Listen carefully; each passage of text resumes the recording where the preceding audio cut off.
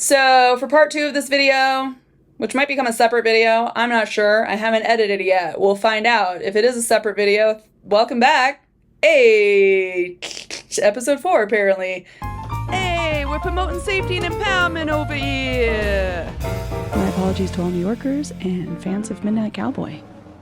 We're going to talk about the burnout/trauma strategies, okay? Now, listen. When you Google burnout or you Google trauma response or trauma and you Google like strategies for helping with burnout and all this stuff, you are going to hear so many of the main ones. Like the articles will all kind of have a cut and paste list, essentially. They all talk about the same things. And it's to the point where I've heard these things so often, I essentially roll my eyes when I hear them. Like if somebody's giving a training or something or a talk or an educational thing and they talk about it, I'm like, oh, geez, these ones again. Right. So some of these, if you're rolling your eyes at them, they might not be the things you need, but you know, those ones are like the mindfulness or exercise more, eat healthier, and get plenty of sleep because it's so easy to do if you have like insomnia and you're stressed and stuff. But you know, take more time for yourself, set better work-life boundaries, that kind of stuff, right? I know if you're like me, you've heard those things over and over again and you're like, been there, tried that, don't have energy to do them anymore. So if it happens to be that you are dealing with a traumatic exposure in your life, a traumatic stress event that has shifted your physiology, you probably need more help than those strategies. You probably need some kind of help with healing your nervous system, helping to regulate a little more, helping to unpack those shifted worldviews and your sense of self. So that's just to let you know that if you feel like you've tried all the strategies and nothing really seems to help, it might be time to seek some help. But I will say those strategies can definitely help a little bit, you know? Like, it's kind of like Old Faithful blowing every once in a while to relieve the pressure from the Yellowstone supervolcano that's under there that we're all trying to forget about, basically. If you're like me and you have anxiety, total side note, this is the divergent ADHD thought. If you have anxiety around that supervolcano, I saw a really great, I think it might have been on PBS, I'm not sure, but it was a really great like documentary thing on it where somebody was like, if it's going to blow, it's going to take like 10 years to ramp up, so we'd actually will know about it. Just so as you know, it's not like a disaster film. Supervolcanoes just go off like that. They apparently take a really long time to ramp up. So, but yeah. Essentially, a lot of these strategies are basically that. They're essentially just like safe things you can give a try. If they seem to help a little bit, they can help your body just relax a little bit more, you know, and help to kind of maybe relieve some of that chronic stress, kind of blow off a little bit of that chronic stress, all that pressure in your emotional system, essentially, in your nervous system. So my caveat about these strategies is that I get a little cynical and I roll my eyes a little bit because I think the typical narrative out there is like, that's all you gotta do. You get a little routine, you do some yoga, some mindfulness, some exercise, some eating healthy, and like hang out with your friends, and like, boom, your burnout is cured. Whee! And it's like, I feel like that narrative is at minimum not very helpful to people, especially if they have a trauma exposure response thing going on that they just don't realize. And at worst, it's a very dangerous narrative because it might be making you feel like you're even more of a failure because you're trying these strategies that are supposed to cure it and they didn't. You were supposed to be able to fix it and you couldn't fix it, you know? And the truth is, the rampant burnout that's experienced by so many people today is actually a symptom, I think, of much wider systemic societal problems, like late stage capitalism type problems, you know? And like, there's only so much you can do as a single individual in the face of that. And I cannot emphasize that enough because in the United States, especially, man, they really want us to feel like we're the ones who are failing the system, and really the system is failing most of us, okay? There's very few people at the very top that it's not failing, all right? And it just means that like, you might not be able to fix things. What you got to do is just find ways to help you cope and help you process things as best as you can to achieve the best quality of life you can, right? There's no simple 100-word pithy little plan or motivational quote or poster that's going to fix this huge issue of like inequity and inequality and injustice and all of this stuff. You know what I mean? So I just want to put that out there. Let's be honest about it. Okay. Like, I would love to be all tying it up in sunshine and rainbows for you, but like, that's not how I do. I like rainbows. You are correct. But I'm not going to blow smoke up your butt. Okay. I'm not going to be like, this'll fix it. I don't know. It might not. Doesn't mean you're a broken human. Doesn't mean you fail. Doesn't mean you're awful. It just might mean you're dealing with something much bigger. Okay? Also, I do feel like coping strategies are really good, but part of the problem I think that does happen, especially with COVID shutdown, is most of us rely on like one or two strategies as our go-tos. And if we don't have access to those two, then it's like, what are we going to do? You know what I mean? And side note, I feel like this might be part of the problem with like post-COVID, especially in schools, students being on their phones all the time. They were probably using the internet as the main coping strategy for being in shutdown. I mean, first off, we're all on our phones all the time. It's not just students, and we're all having trouble focusing and with attention and stuff. Okay, not just students.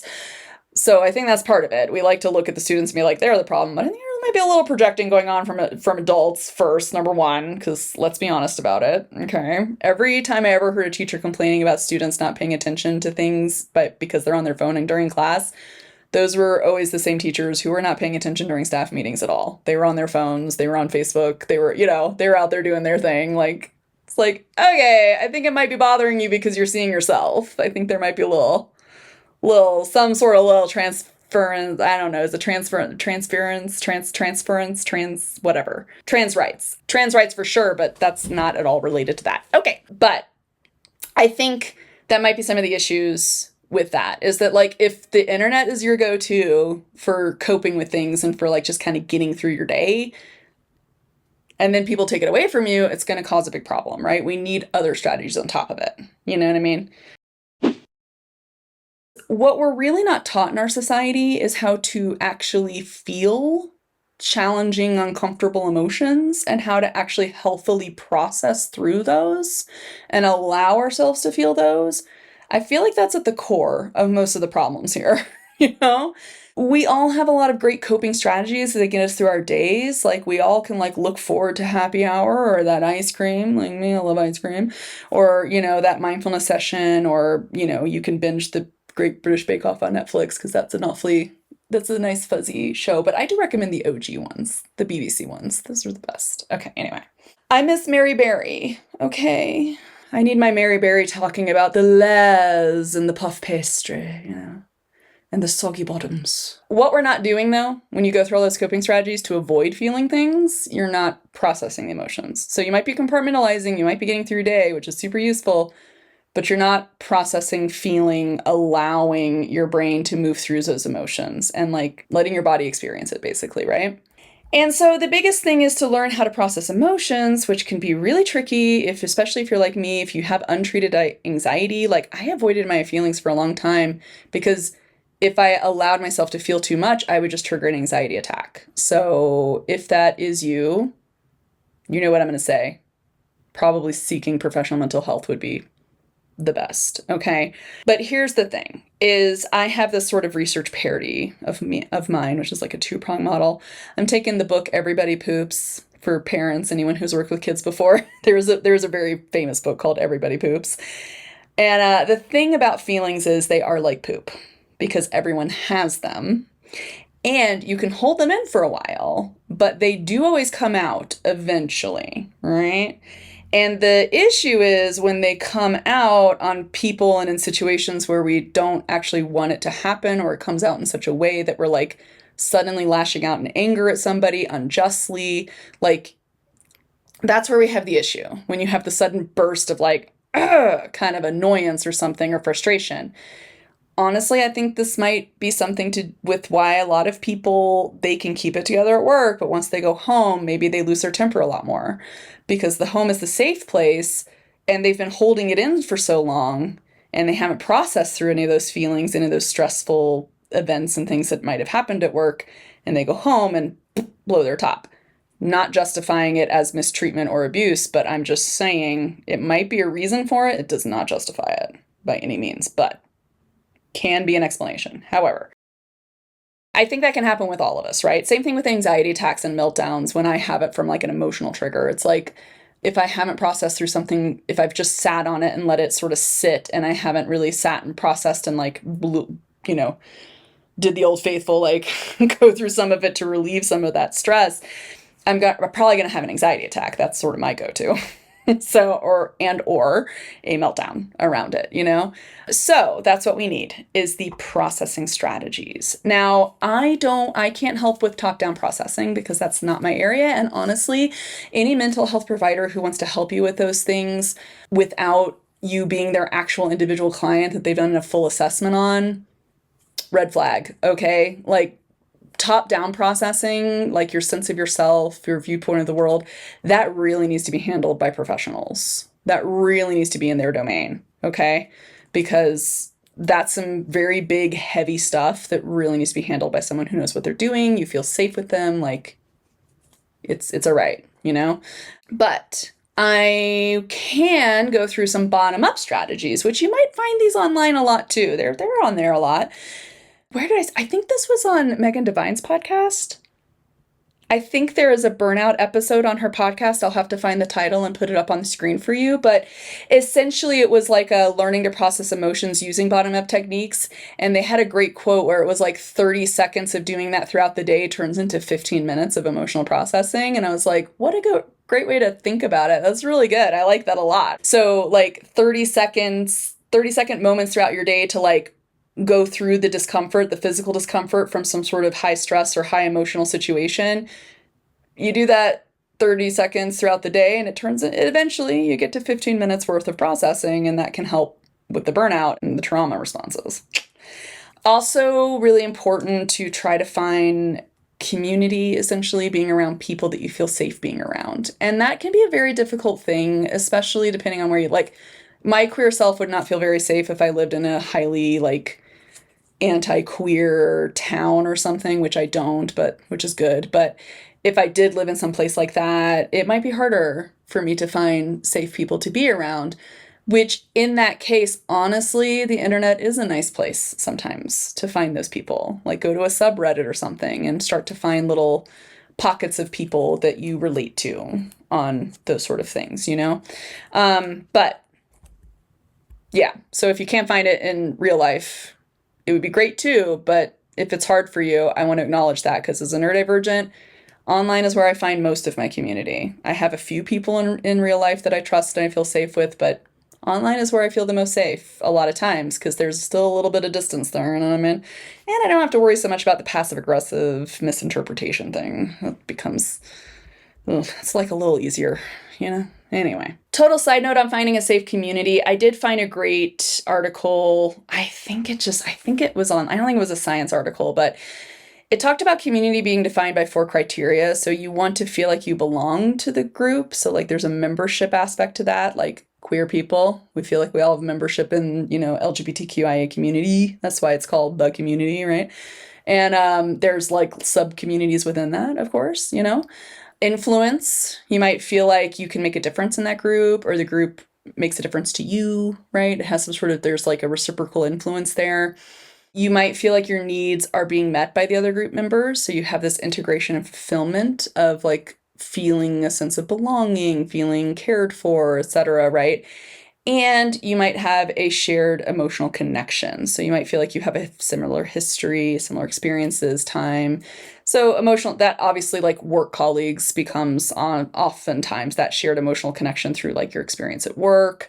It also is the reason there's a lot of cultural groups and support groups around certain marginalized people and groups and cultures that develop from that, because that's a shared emotional experience through the events of like systemic oppression, basically, right? So real nurturing, safe community often is just going to be a few people. It's not going to be like you have a huge crowd of 100 people. This is why people say, like, when people are like, I had 1,000 people at my birthday party, like influencers and stuff online, and they talk like they had like 10,000 friends. It's like, do you though, really? Because it's very unlikely that a single individual is going to get along with 10,000 people to such an extent that they feel completely emotionally safe and they could be vulnerable and they could be, you know, whatever around all those people. Like, that doesn't really happen. Usually we want tighter, smaller groups, usually when we're talking like emotional vulnerability and safety, psychological safety, emotional safety, that kind of stuff, right?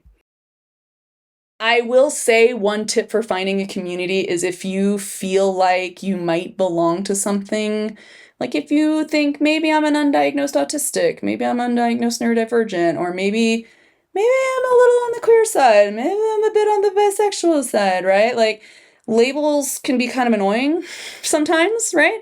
But labels are great ways to find those communities, especially online or even in your own town, to find people who might be having a shared connection, shared experience with you to start off with, right? And I really like, there's this great post on Tumblr once that I saw where somebody was saying that, like, somebody was talking about labels and they were like, I didn't like labels when I was younger, but now I love them as an adult. And what's up with that? And somebody responded, they said, any cat owner can tell you the difference between being put in a box by others versus getting into a box on your own. I feel like that's the most perfect explanation of what it's like discovering your own personal labels and where you seem to belong, right? So bottom-up regulation strategies, one way to start with this, I forget what the acronym is. Apparently on maintenance phase, Aubrey Gordon brought this up. I forget what it is. It's like hate or something. I don't know. But essentially, first thing you want to do is kind of scan yourself for physiological needs, right? It's like, I'm suddenly feeling really like hangry or really upset. It's like, when did you last have water? Do you need to eat something? Do you need to take a little break, you know, like little Snickers commercials with Betty White? Okay. God bless her. I hope she's resting in peace. She was so cool. The goat. But you know what I mean? Like, you might need to take a little break, eat a little snack. Did you sleep well the night before? You might just be feeling more stressed just because your body's like, I need to go to bed. You know what I mean? Stuff like that. So that's a good thing to check on yourself. Also, for me and other neurodivergents who have issues with this, have you gone to the bathroom recently? Because maybe you've been sitting for a long time and now you need to go to the bathroom and you have not recognized it yet. Something to consider. Good bottom-up regulation strategy for when you're starting to feel maybe a little frustrated suddenly, kind of out of nowhere, right? You can do sensory stimuli, like if you like listening to nature sounds, if you have like a calming, you know, a calming collection of songs on Spotify or something, or is Spotify for songs, or is it just podcast? I clearly don't know. I tend to use a lot of YouTube playlists. Tends to be my go-to. Maybe I'm just old. I don't know. I was like, Pandora, is that a thing still? I don't know. Anyway, but yeah, you might have like a little chunk of like songs on your phone that you could listen to that help you calm down. You can use things like this to help calm, like my Life soft plushie. It has such a good plush. This one has such a great squeeze. It's like a really easy squeeze, really smooth squeeze, you know? Because sometimes when you squeeze things, it's like you have to squeeze hard at first, or maybe it's soft at first, but then there's a hard middle, you know? But this is like a nice, even, smooth squeeze. It's really nice. I like this one a lot. Anyway, pardon my neurodivergent moment there. You can also do physical exercise. If you're like upset and angry, maybe just getting up and taking a quick walk is a really good thing. Doing some jumping jacks, like something that helps your body feel like you're burning off some of that adrenaline. Sometimes that can be really useful. And then there's also like breathing exercises you can do. You know, the what is it? The 5-4, wait, I think I have it on that sign back there. Nope, that's the grounding technique. Never mind. But you know, it's like you inhale on a certain count, hold it for a little bit, and slowly exhale it on another count. That can help because deep breathing like that triggers the parasympathetic system. It triggers the rest and digest system to start turning back on. You can also do, I kind of think my personal favorite, butterfly hug, which is related to EMDR work. And it's also related to that tapping thing. If you've ever heard about that finger tapping thing people do, it's sort of related to that too. But you cross your arms, you do like this, you start tapping. And you start to breathe really slowly and deeply, and you want to just scan your body and notice where you feel like tension in your body, and you just want to breathe into that place. And then you keep doing that, and that's all you do. You just focus on your breath and that tension, and at some point the tension starts to release, and voila, you have processed emotion, this was a game changer for me when a therapist taught this to me, because I did not know how to do it. I was still avoiding things because I wanted to avoid big meltdowns and anxiety attacks. But it really helps me because I tend to feel the tension like in my chest area. I start to feel really tight around my sternum. That tends to be where the first little trigger is, that it's like something really stressful's happened and my body's not liking it.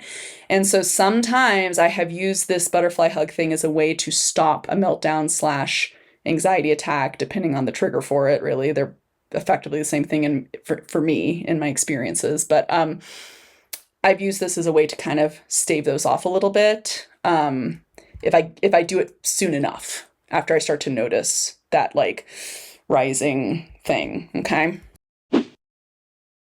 Some other things you can do just throughout your workday is to kind of acknowledge you're making choices, but also like kind of revel in it, like the power a little bit, be like, I am making a choice to be like 2 minutes late to the meeting, and I'm going to be like, sorry, I was just swamped with a report. I was in the middle of writing, or I was on the phone really quick with dinner, or whatever, Just say you were doing something else. It's fine, but you made a conscious decision. You're like, you know what? I'm going to spend 2 minutes watching a cute animal video, and then I'm going to go to the meeting. So I'm going to be a little bit late.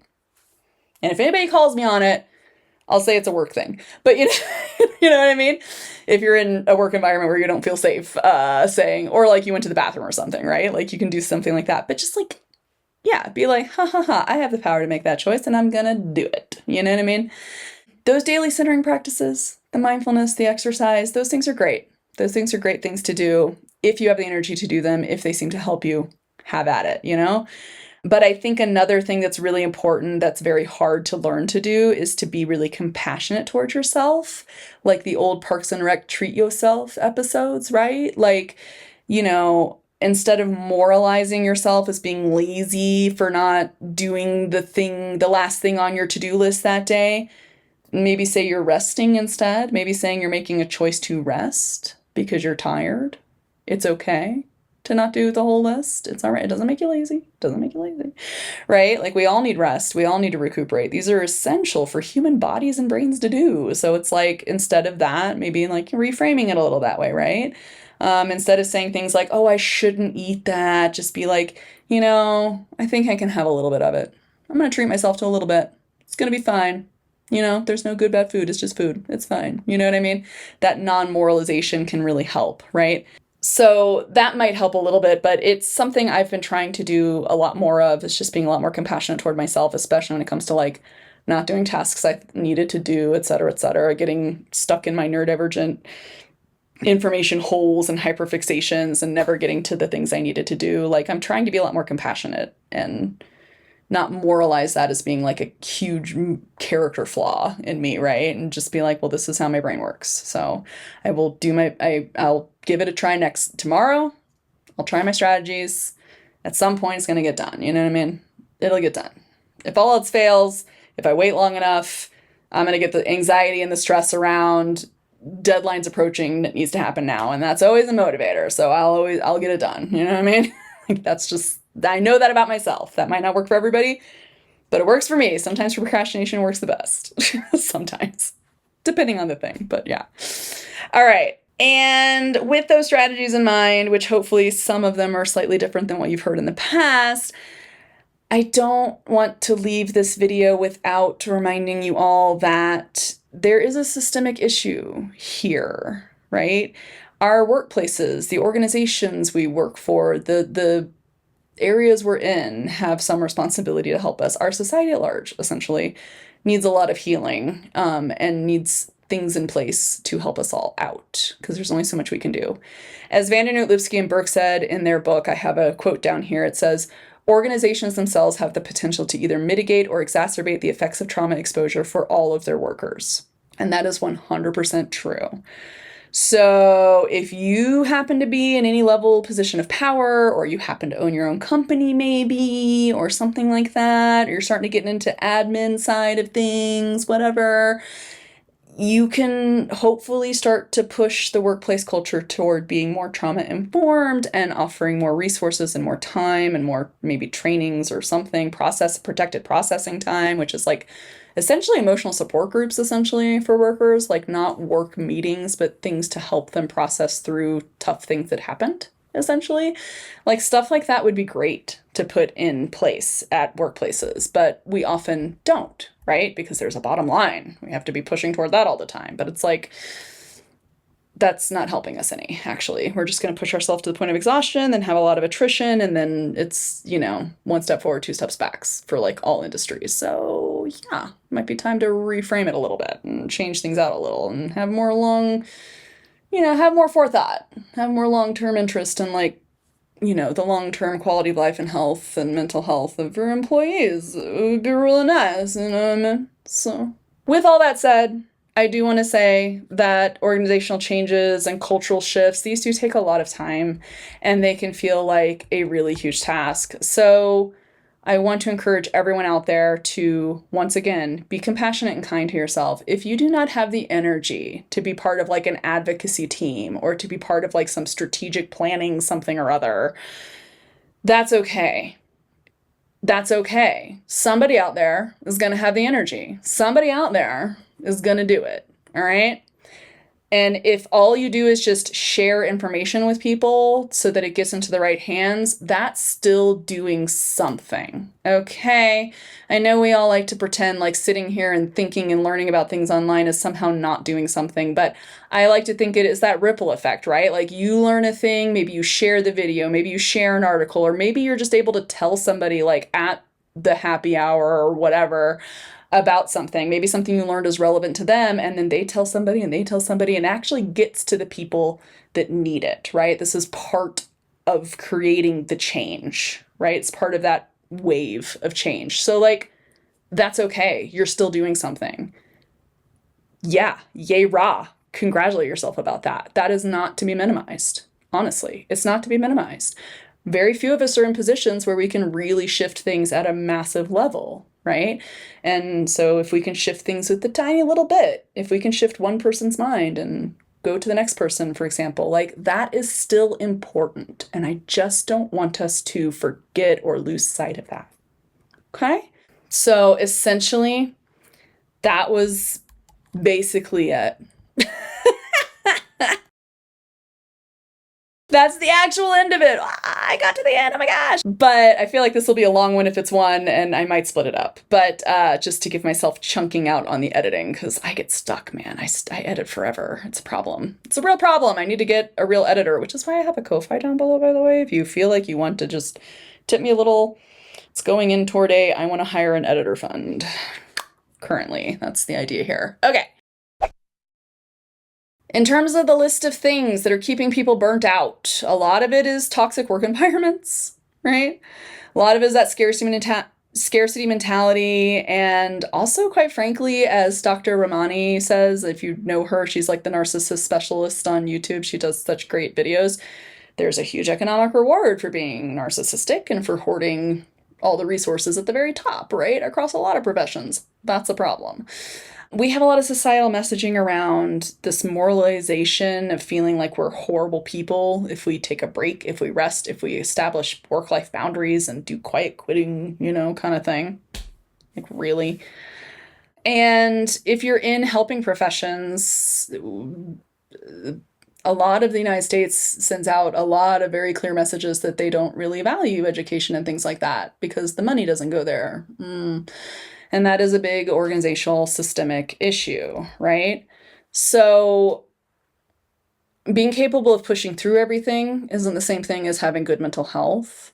In fact, it can be the opposite of that, right?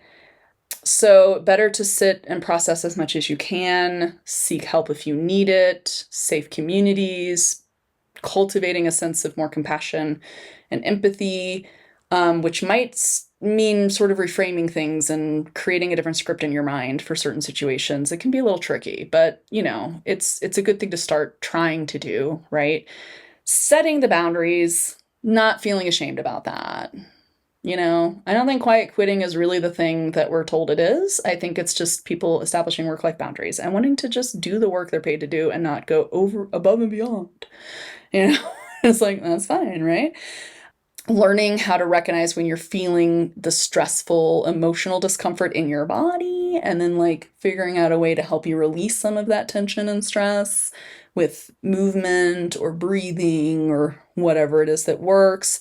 And then if you're not in the position and or don't have the energy to like join positions where you can really make the big systemic changes, then advocate for it by like venting to colleagues and friends, sharing information about it, helping to change the minds of other people so that that grassroots like movements, you know, all that stuff starts to actually gain more steam that way, right? That is the way a lot of societal like justice movements happen, is people start talking about it and minds get changed, and then that's how this stuff happens. So it's okay. It's okay to just learn and then just talk about it. Just do the thing that like we all want to do anyway. So that's totally fair. And you're still doing something. You're still doing something. So that's all I have for today for this episode / maybe 2 episodes. I don't know. We'll see how that goes with editing. Editing Kim will determine that in the future here. Next episode, I do have one more episode on burnout, which is going to be just my own personal little story time on neurodivergent burnout, or at least my perception of it. And it might involve a lot of venting. It might be kind of vulnerable and kind of tough, but that's what I do, bro. Non-gendered bro.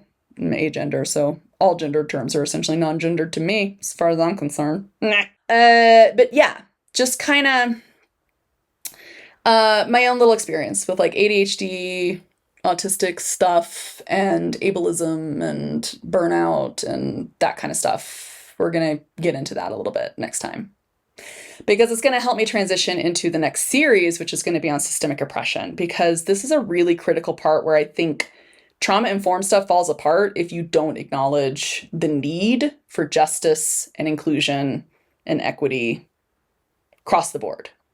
But we all have our own things to unpack with all of that. So that's what the series is going to be on, helping us all unpack those things, essentially, is the goal. All right. So hopefully this was helpful to you. If it was, leave me a comment if you're on the YouTube video. If you're listening on a podcast, wherever you get your podcast, feel free to leave me a review or something maybe. That would be great. It still helps push things out to other people. If you feel like it's helpful, share it as much as you wish. If there's something you would like to go a little deeper into or unpack more, please also let me know. You can email me. My contact information is in the show notes below, or you can leave me a message on YouTube. That's also totally fine and fair to do. But all that to be said, I hope this helps you guys. I hope you feel maybe even just the tiniest bit less like crap about yourself. That's what I really hope. And that you're feeling a little more like, I'm not this horrible broken person out on an island somewhere. I'm actually like, you're having human experiences, you know, like a lot of us are having them, you know, at least. Oh, I hit my microphone. I actually survived this without hitting my microphone, and I just did. Counter 1 for hitting microphone. Okay. That all said, I hope you guys have a great week, 2 month, however long it'll be before I get something else out. And treat yourself kindly, talk kindly to yourself, and I will not see you. Gosh, no. See that? It bothers me. It bothers me. I can't say I'll see you later. It's a weird script. It feels sort of like when you go, like I've done this so many times where you're like getting on a plane and the person who checks your boarding pass is like, have a nice flight. And you're like, you too, whenever you fly next. That's what I feel like the see you later feels like right now. Nonetheless, you'll see me on the next one, and I'll see your comments and messages and stuff, and or just the tens of people who happen to click on the subscribe. I'll see that too, and I'll super appreciate it. Have a good one, guys. Until next time. Bye.